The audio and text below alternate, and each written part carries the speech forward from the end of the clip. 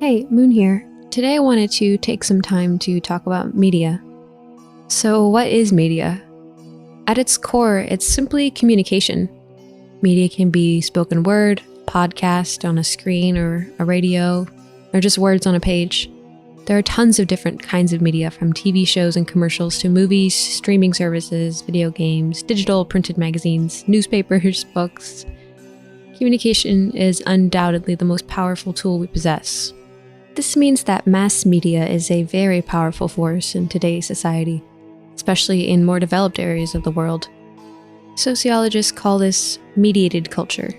And mediated has two primary definitions, which is to bring about a result such as a physiological effect and to serve as an intermediary or indirectly connect two or more parties together. This to me means that the media is being used as a conduit to connect people as opposed to people connecting with people. When we consider that culture is created through connection, it starts to seem like different facets of media create their own cultures or subcultures.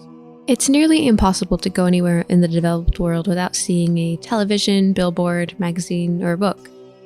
This media doesn't only exist to sell a physical product, but also sells us on specific moods or attitudes. The most important product, though, is surely consensus on what is and what isn't significant or valid. Media tells us what is and isn't appropriate in the subculture that it's supporting. Without mass media, the concept of celebrities or influencers would be much less important. I'm sure in a local area there would still be some well-known local celebrities, but they'd most likely be people with high political or financial standing. Perhaps there would be some well-known outlaws or artists, but not nearly the way that it is now. It's only recently that actors, singers, and social influencers have become household names and achieved stardom.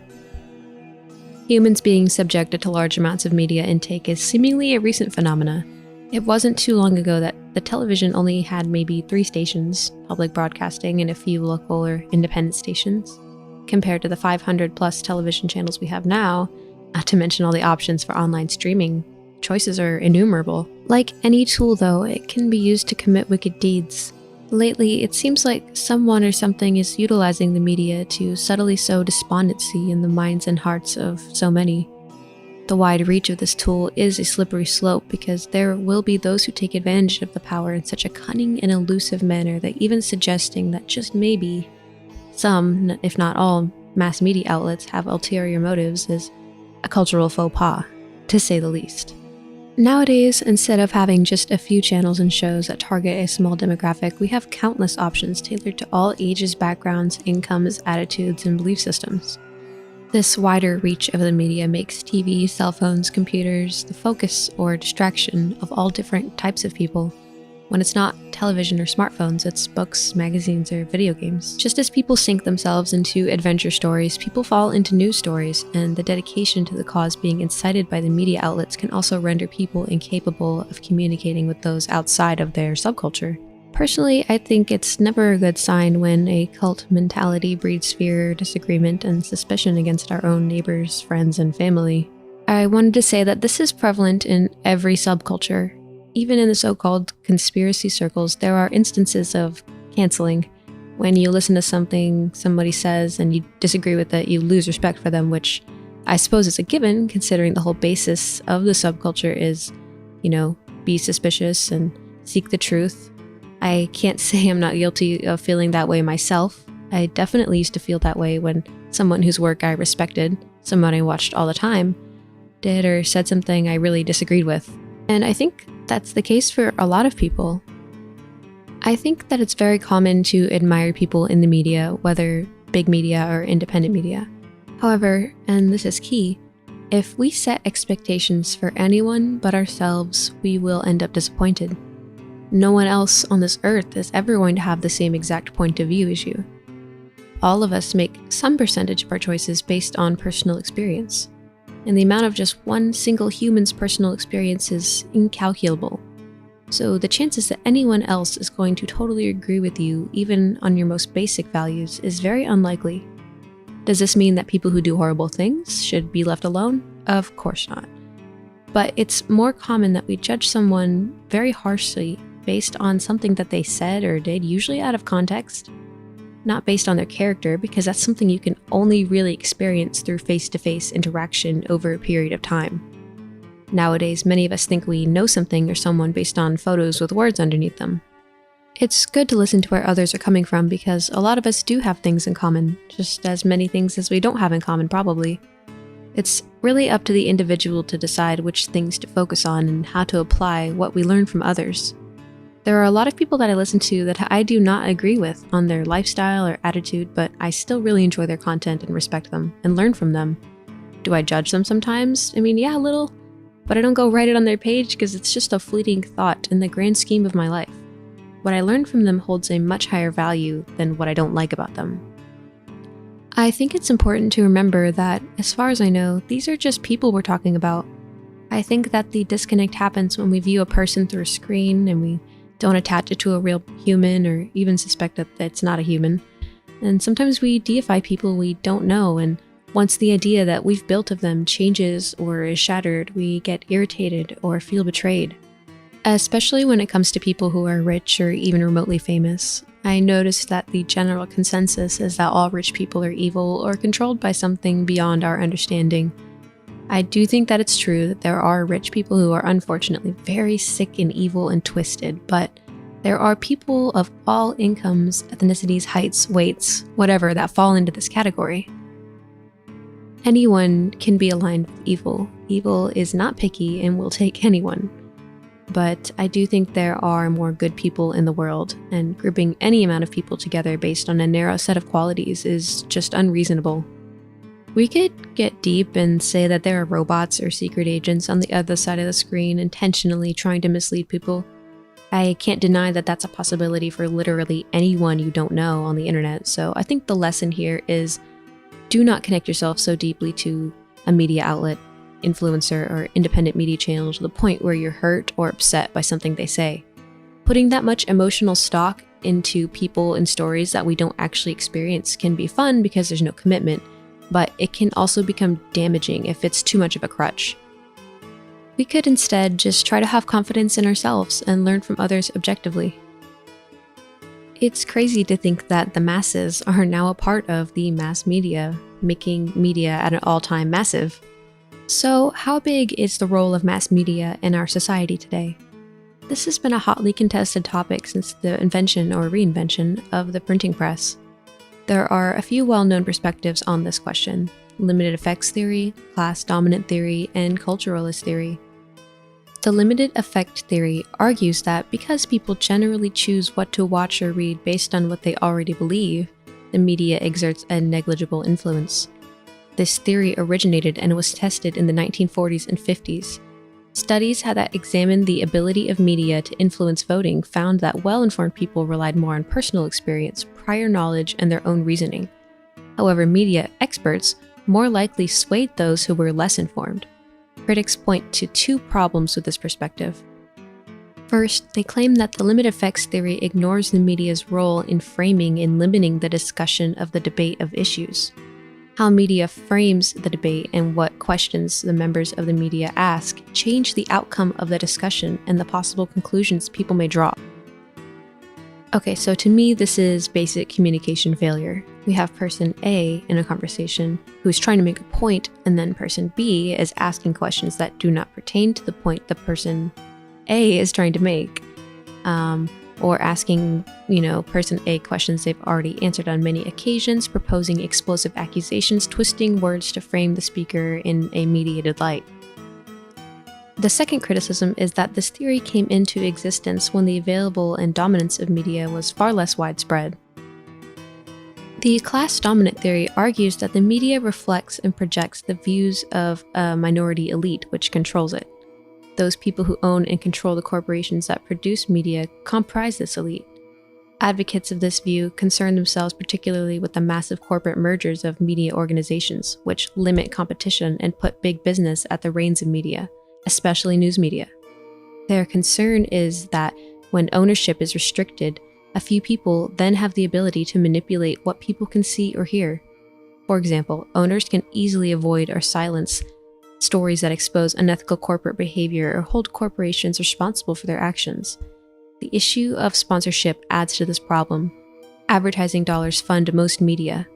Networks aim at programming at the largest possible audience because the broader the appeal, the greater the potential purchasing audience and the easier selling airtime to advertisers becomes.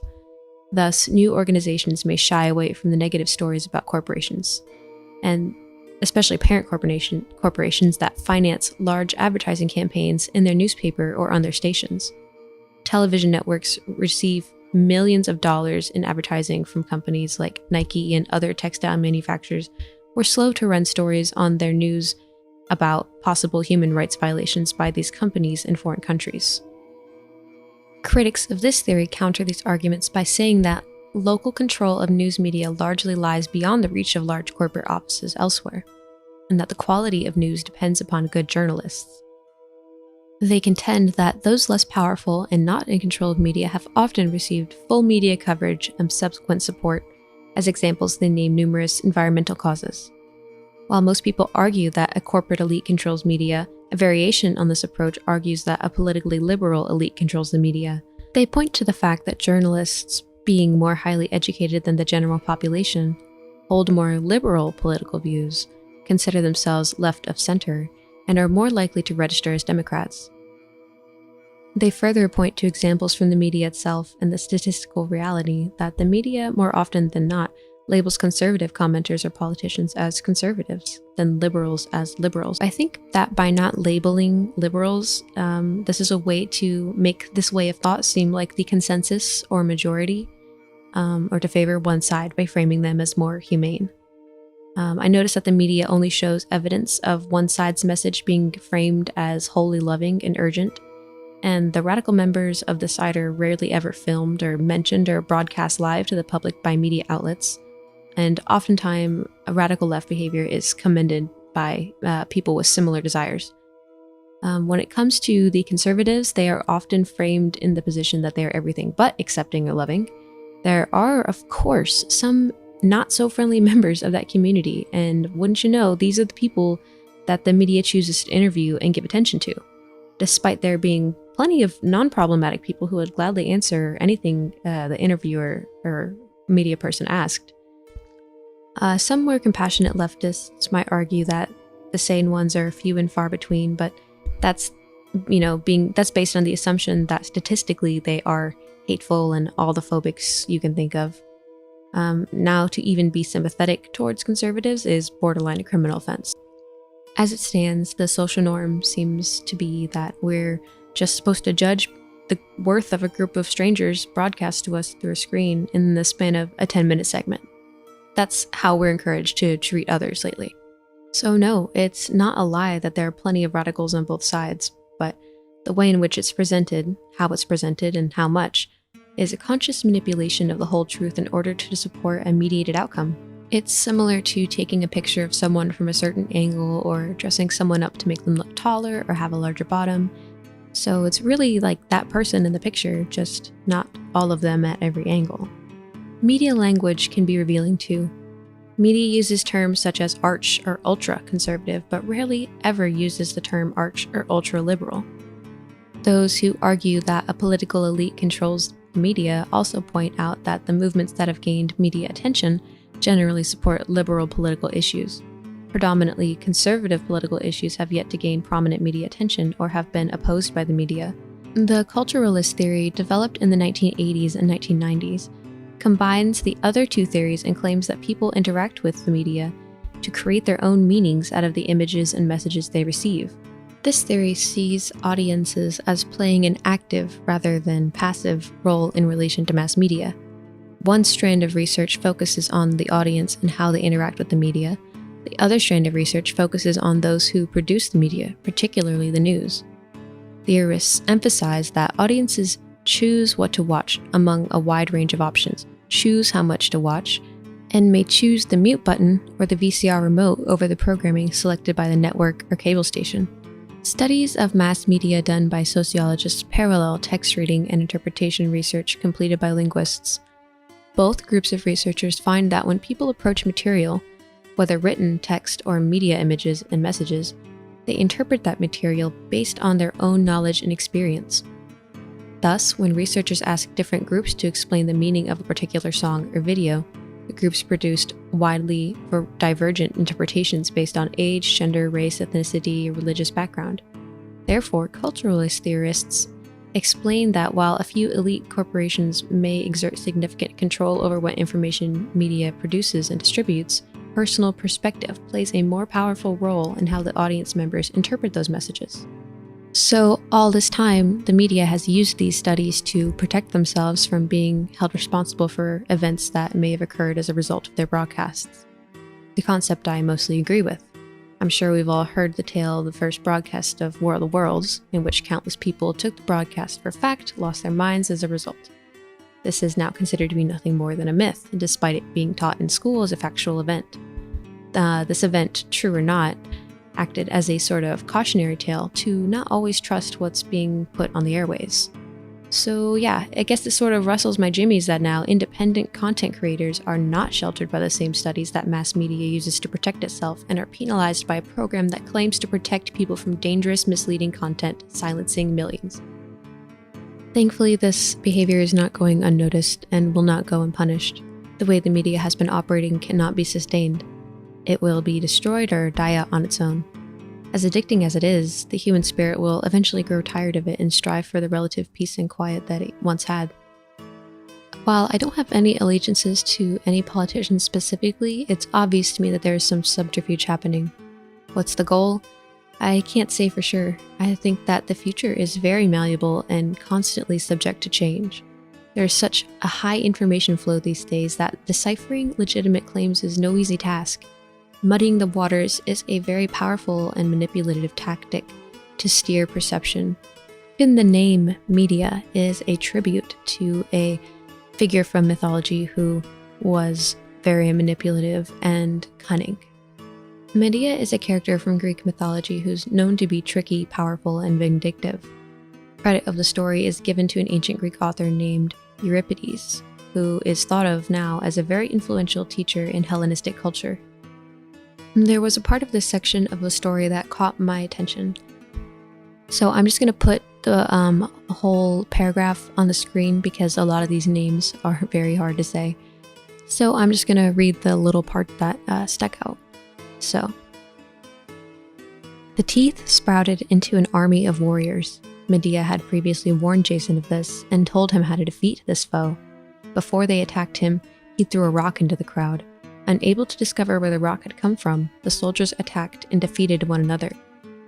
There is of course much more to the story, but that part reminded me of the current entity with the same name who uses the same clever tactics. Here are some more interesting traits that Medea possesses in this story. She can be manipulative, murderous, self-destructive, devious, vengeful, and downright evil. She even goes as far to murder her own children in order to get back at their father. Now, I'm not saying that Jason was a perfect gentleman or anything, because he definitely wasn't, but Medea got vengeance beyond what any, even insane person would consider just. Her obsession with what she considered justice taints her spirits in the eyes of humanity. Although Jason calls Medea the most hateful to gods and men, the fact that the chariot is given to her by Helios indicates that she still has the gods on her side. Just like these gods, Medea interrupts and puts a stop to the violent action of the human beings on the lower level, justifies her savage revenge on the grounds that she has been treated with disrespect and mockery, takes measures and gives orders for the burial of the dead, prophesies the future, and announces the foundation of a cult. The story continues that Medeus, son of Medea, conquers the Iranian plateau and renames it Medes. The Medes were a diverse people but are usually generalized into 6 tribes. Among those tribes were the Magi, a word familiar to us all by now. These people were said to be shamans who were proficient at talismans and spells and were hired by kings and leaders who failed at obtaining victory through battle or communication to eliminate their enemies in a way that was imperceptible to most. I say hired, but it's possible that some of these Medes could have been forced or manipulated into doing the bidding of their client. I also find it interesting that the Medes lived on a plateau, and we've covered in some older videos how it's the history of some cultures that these plateaus or mountains are the remains of giant trees, which not only provided food for their ancestors, but were considered portals to other realms. To me, this implies that their understanding of this world was likely heightened by their location and upbringing. The possibility that their services were taken advantage of. It's also possible that there was a group of them who branched off and partnered with power-hungry people and used their God-given abilities solely for personal gain. It's no secret that the media casts spells and enchantments. Their methods just ooze trickery and duplicity, vengeance and guile, tit for tat and all that. It doesn't make it any easier to decipher trickery from simply enjoying art, which is at its core deception. The nature of the current zodiacal age is known as both the Age of Deception and the Age of the Arts. This is the dualistic outcome of the overarching energy that is illusion, and it manifests in many different ways. Art, music, film. In a way, they're all lies, illusions created by humans, carefully constructed vignettes of thoughts, stories, or feelings, created in a multitude of ways with an endless array of tools. It truly is a beautiful time to be alive, but it's also a very confusing time to be alive. As it stands now, it seems like we are at the end of an age. Whether there will be some dramatic showdown of good and evil, a grudgeful crawl into some new normal, or the spiritual equivalent of a system reboot, who's to say? Maybe it's all set up like some of us like to think, and maybe it's all the work of aliens, robots, or ancient beings. That's an understandable point of view, but even if that's the case in some roundabout way, I don't think that it would mean doom. It's just another challenge. We can still learn about all these troubling and disturbing things and remain confident. If you really just don't have any hope at all, then why are you even watching this channel?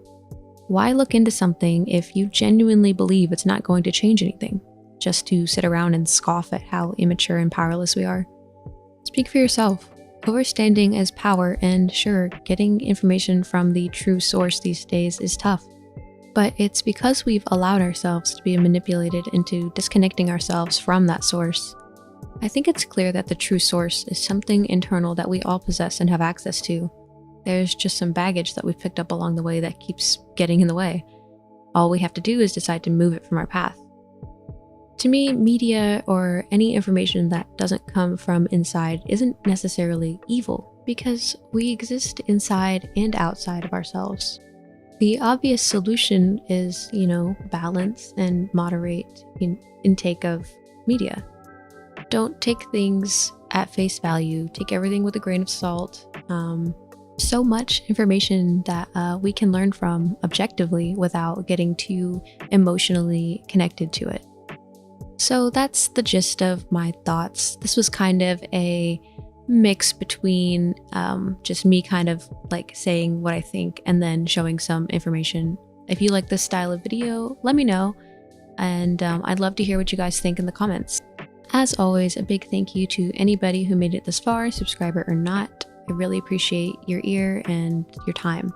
I realize that these are very confusing and seemingly dark times, but I just want to remind everybody to keep your chin up and keep going, because we never know what's going to happen. Thank you. Let go of everything you think to be true. Relax the mind and ask the question, do I truly understand what this reality is?